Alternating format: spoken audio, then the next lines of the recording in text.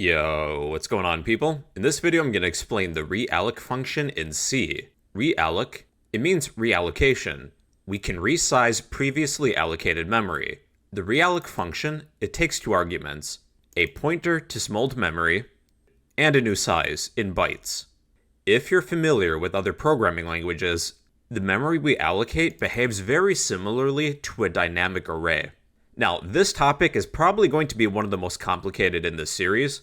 We'll take it step by step at a time. To work with the realloc function, we need to include the following header file. Include standard library.h. In this scenario, let's say that we're a store owner. We need to dynamically allocate some space for some prices, some floating point numbers. So, we're going to start with the malloc function and then reallocate it later. Let's say we have an integer of number. What is the number of prices that we need for our store? If we have 5 products, number is going to be 5. Let's initialize this to be 0 right away. And then we will ask for the total number.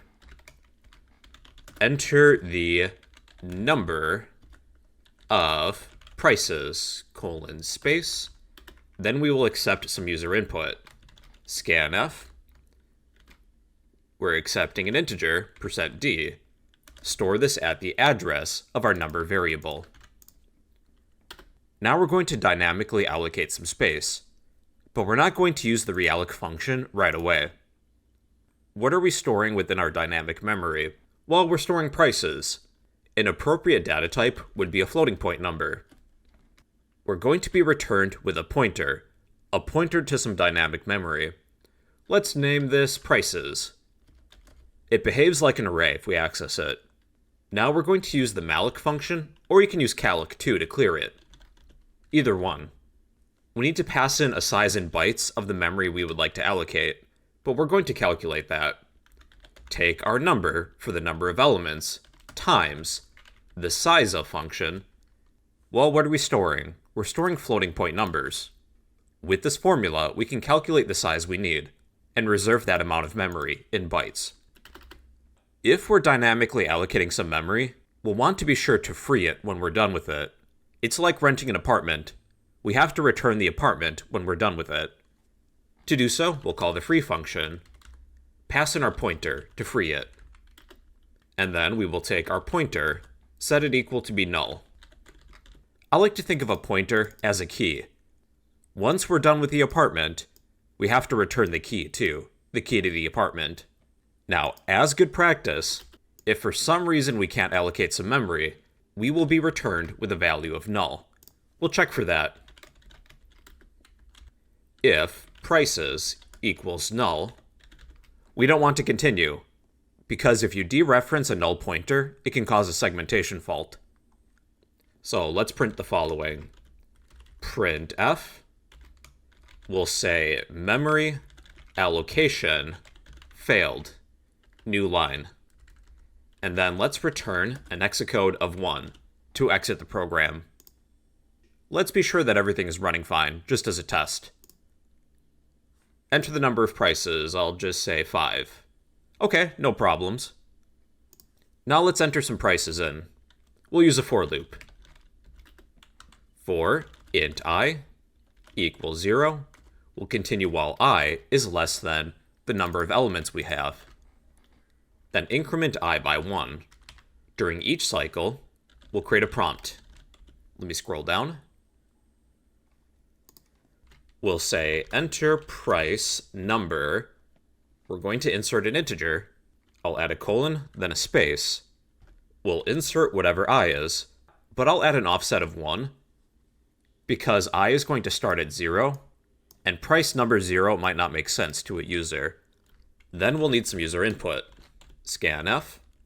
We're accepting a floating point number. The format specifier is %f. Then we're storing this at the address of our pointer of prices at index of I. We can treat this pointer like it's an array. That is acceptable. Then let's display our prices. I'll copy this for loop, paste it, and we're just going to display the prices using printf. If we're displaying prices, I'll add a $sign or pick a different unit of currency. we're displaying a floating point number, %f, I'll display 2 digits after the decimal. I'll add 0.2, and then separate each with a space. We are displaying prices at index of I. Alright, and this should work. We want to be sure that this base program is running. Enter the number of prices. Let's say we have 5 prices. Enter price number 1. I'll just make something up. $1.99. Price 2 will be $2.99. And I'll just go through all 5. Then lastly, we have $5.99. Alright, here are my prices. We have $1.99 through $5.99. Now, here's where Realloc comes in. Once we have our dynamic memory, what if we would like to add more prices or get rid of some? Here's how.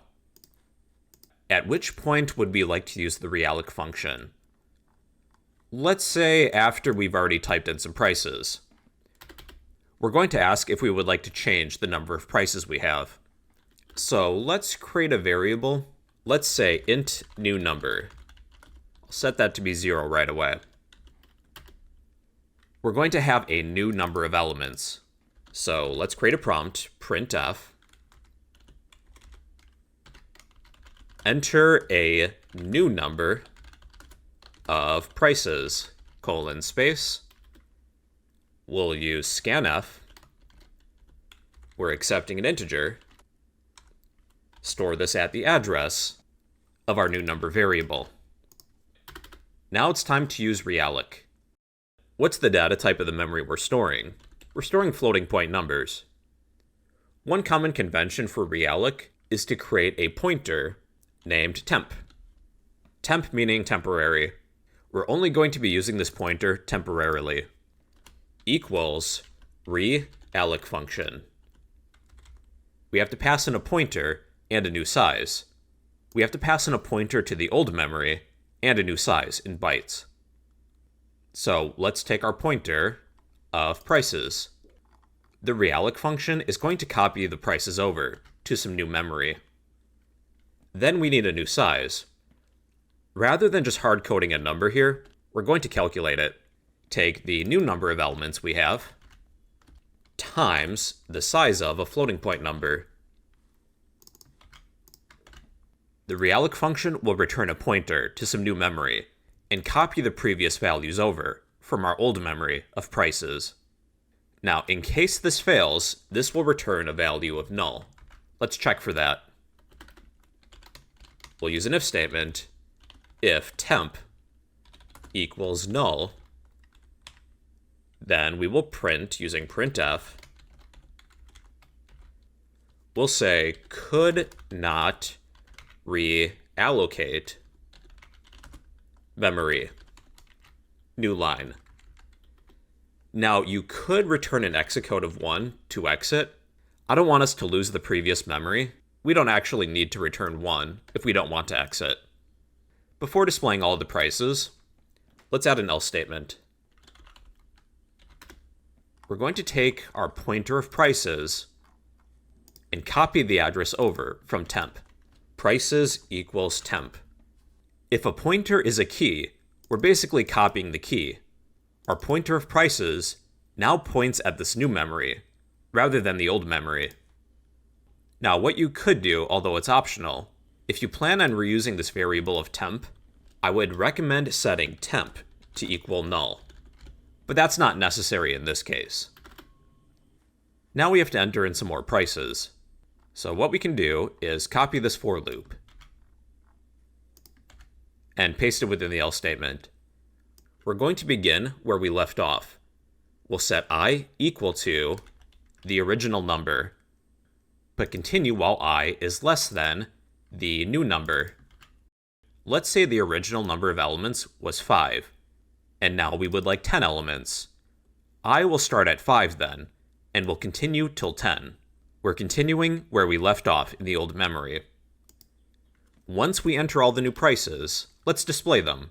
Really, we can just cut this loop where we display the elements and paste them within the else statement. But we'll continue this for loop while I is less than the new number of elements. And that should be everything. Let's test it. Enter the number of prices. Let's say we have 5 prices. I'll just make up some numbers. $1.99, $2.99, and I'll just go through the list.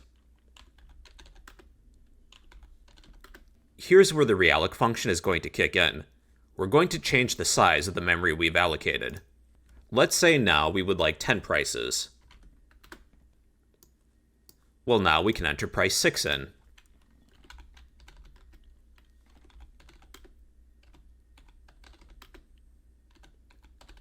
And we'll finish with $10.99. And here's all the prices.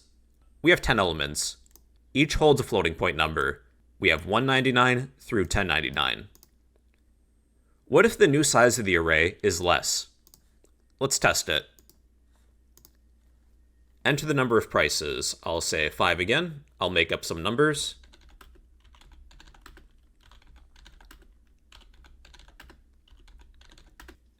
Let's say I would like to change the size of the memory to be 3. We have 2 less products in our store. Enter a new number of prices. I'll say 3. What we end up doing is copying these 3 values to some new dynamic memory. And then we're only displaying 3 this time. So with Realloc, we can take some memory and resize it. We can make it bigger, or we can make it smaller. Alright everybody, that's the Realloc function. It means reallocation. We can resize previously allocated memory. We have to pass in a pointer to some old memory, and a new size in bytes. And well everybody, that is the Realloc function in C.